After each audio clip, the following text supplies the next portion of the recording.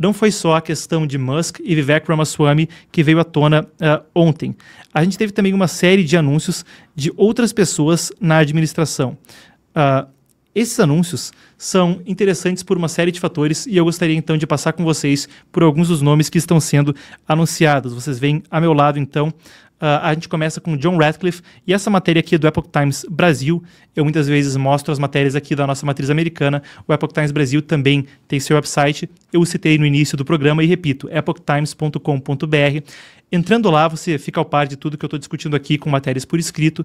Nossa redação está sempre trazendo atualizações, não só de mundo internacional, mas também de Brasil. E ao entrar numa das matérias, você tem a oportunidade de deixar seu e-mail para receber tudo diretamente no seu inbox. E pelo link aqui embaixo, você também ganha o primeiro na descrição, acesso gratuito a um dos nossos conteúdos premium, a História Americana. Além disso, também recebe nossas atualizações por e-mail e WhatsApp. Fica o convite, os links estão aqui embaixo e aproveito para deixar o convite para que curtam, comentem e compartilhem. Bom, sem mais delongas, vamos à reportagem. A gente fala agora sobre as novas indicações de Trump. Ontem a gente cobria a indicação de Marco Rubio para as relações exteriores, uma coisa que tem repercussões tremendas no exterior. Seja China, seja Europa, seja Israel, pela postura dura que tem, seja com o Partido Comunista Chinês ou com organizações como Hamas e Hezbollah. Também é uma indicação que vem com muito interesse para a América Latina, ele que tem descendência de sobreviventes do comunismo cubano e, por certo, deve ter uma atenção especial não só à questão da fronteira sul, mas também a questões como o regime autoritário de Venezuela, o regime autoritário de Cuba e um olho especial para o que acontece aqui, incluindo, claro, o Brasil. A gente segue com as próximas indicações de Trump e é interessante a gente destacar essa. Trump indicou John Ratcliffe para o comando da CIA, ele que já havia estado anteriormente na comunidade de inteligência dos Estados Unidos. Se a gente tem a imagem dele, a produção pode colocar na tela e a gente prossegue com as informações a respeito então de John Ratcliffe. Veio no anúncio de ontem, naquela onda de anúncios que incluiu o Departamento de Eficiência Governamental de Elon Musk.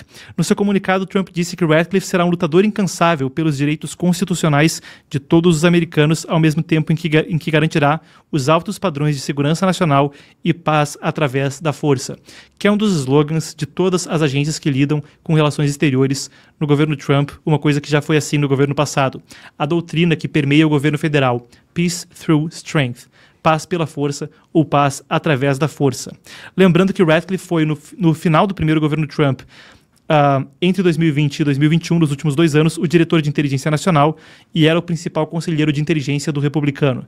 A CIA, Central Intelligence Agency, a Agência Central de Inteligência, é a organização que lida com inteligência no exterior dos Estados Unidos. Claro, também é relatado que eles fazem uma série de operações internas, mas a agência premente para investigações internas nos Estados Unidos é o FBI. A CIA comumente lida principalmente com investigações no exterior. Ele é texano e já foi congressista e isso deve ser ratificado no Senado. O Senado deve confirmar ainda as pessoas à frente das pastas. Eu vou seguir com mais algumas, mas antes da gente prosseguir, lembro a vocês que John Ratcliffe foi uma das pessoas que, muito cedo ainda na investigação da pandemia, não descartava a tese do laboratório de Wuhan, que por mais que tenha sido achincalhada em determinado momento da pandemia, depois se provou como aquela que é tida como a mais provável, a mais verdadeira, por, veja só, uma série de departamentos dos Estados Unidos que acabaram por reconhecer essa como a provável fonte do patógeno anos depois. John Ratcliffe era uma das pessoas que já não descartava isso no final do governo Trump. Na próxima indicação, a gente pode falar sobre Kristi Noem. Kristi Noem vai ficar a cargo da Segurança Nacional. Esse cargo também pode ser, para a gente não confundir com o Conselheiro de Segurança Nacional, isso também pode ser traduzido como segurança doméstica ou segurança... Perdão ao público, ao vivo tem dessas coisas.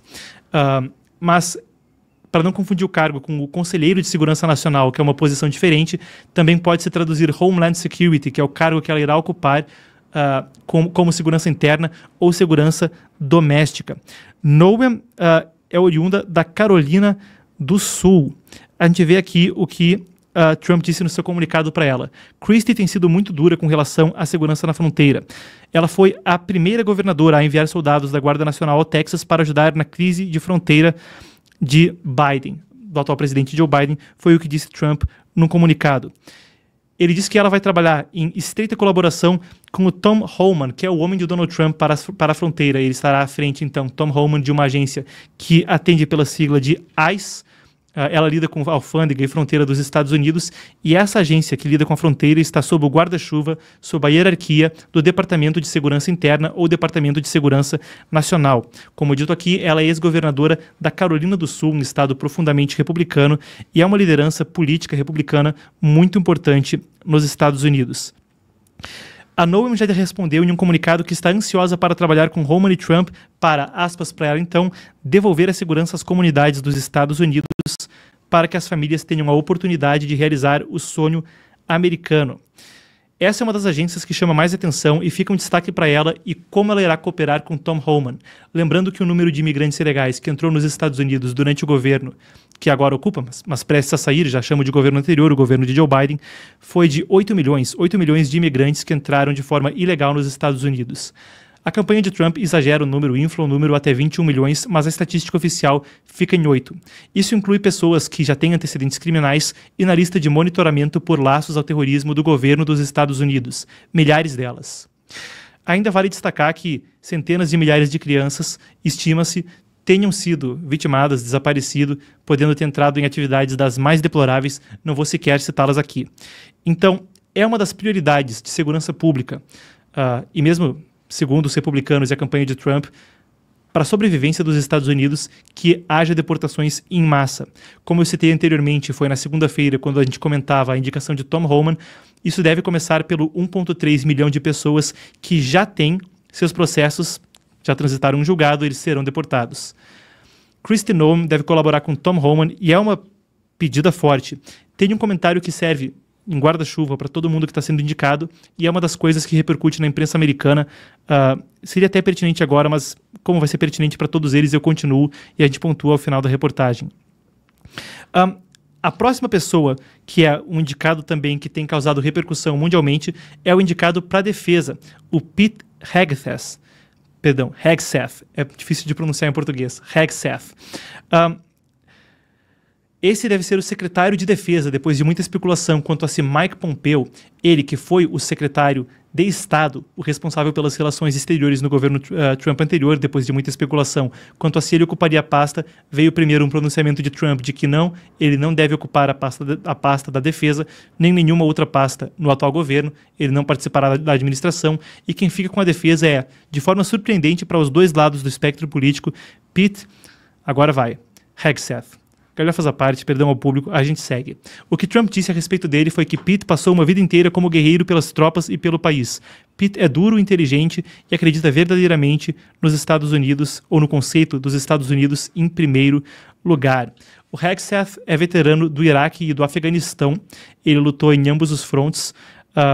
E ele vai liderar à frente do Departamento de Defesa o mesmo número de pessoas que já transitaram um julgado para serem deportados, como eu citava anteriormente em Kristi Noem. Ele vai liderar 1,3 milhão de militares da ativa. É uma escolha que causou algum espanto nos Estados Unidos por quão midiático Pete Hegseth é. Ele participa como âncora aos finais de semana do programa Fox and Friends, na emissora conservadora de maior audiência do país, a Fox. E é uma personalidade midiática, um sujeito constantemente na mídia conservadora, constantemente na mídia de direita dos Estados Unidos, e uma pessoa que, apesar de ser querida pelo público, não se imaginava ocupando cargos na administração. Ele também escreveu o best-seller a respeito de Forças Armadas, de serviço como soldado, o The Warrior's War, a Guerra dos Guerreiros, ou a Guerra do Guerreiro. Ainda nas indicações, a gente tem Stephen Witkoff como enviado especial para o Oriente Médio. Ele que é empreendedor e, claro, tem descendência judaica, ele é judeu, mas também foi uma escolha surpresa.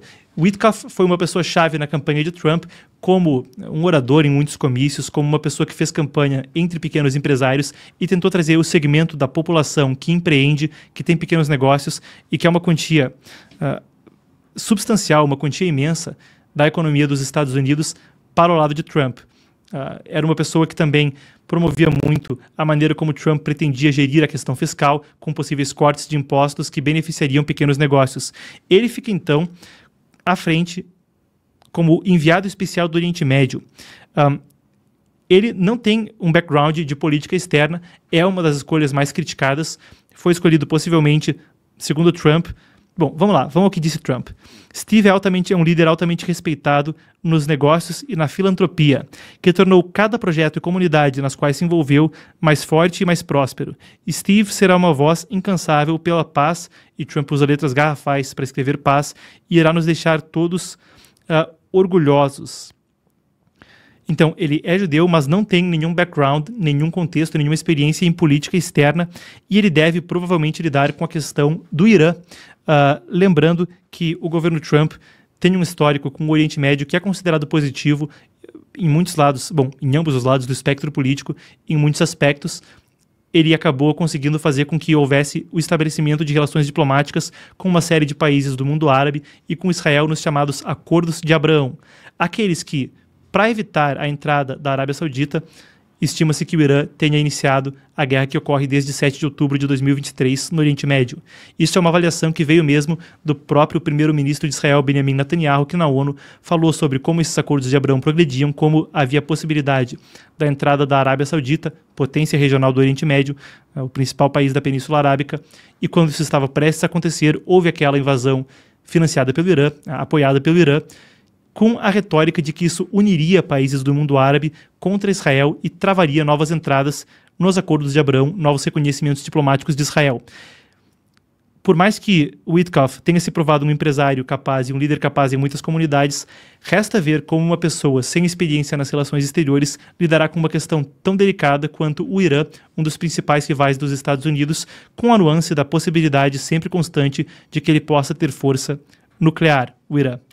A gente fica de olho, então, em Witkoff. Tem muitas indicações, mas estamos chegando ao final, pessoal. A gente tem o Mike Waltz como o Conselheiro de Segurança Nacional.